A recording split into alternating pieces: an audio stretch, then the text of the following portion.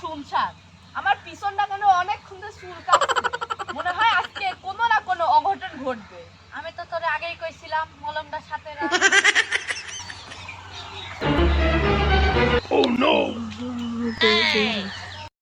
Sir আপনি কি খেতে মেতে কাম করে আসলেন নাকি?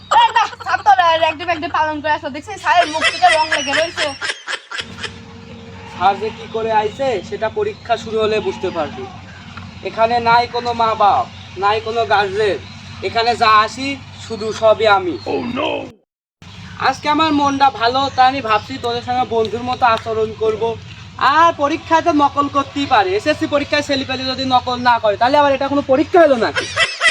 আচ্ছা আমি তোর বন্ধুর মতো না, কে কে নকল আনছিস বাই কর।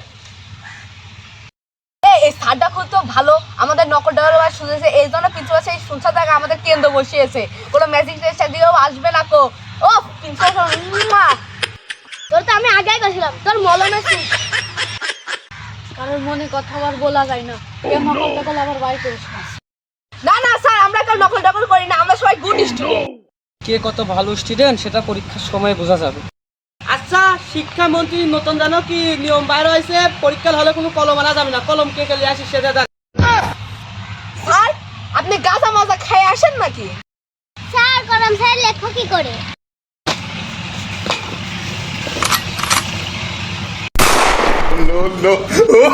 আমাদের ভুলে গেছে স্যার, আমরা কোনোদিন কলম দিয়ে লিখবো না স্যার, দোকানে হাতে শিরা কাটে করে রক্ত দিয়ে লিখবো, তার কোনোদিন কলম দিয়ে লিখবো না স্যার।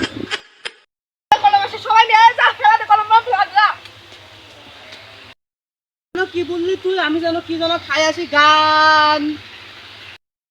স্যার স্যার স্যার গাজর গয়াকারে গা দেও আর জোর গাজর। স্যার গাজর খাওয়া তো ভালো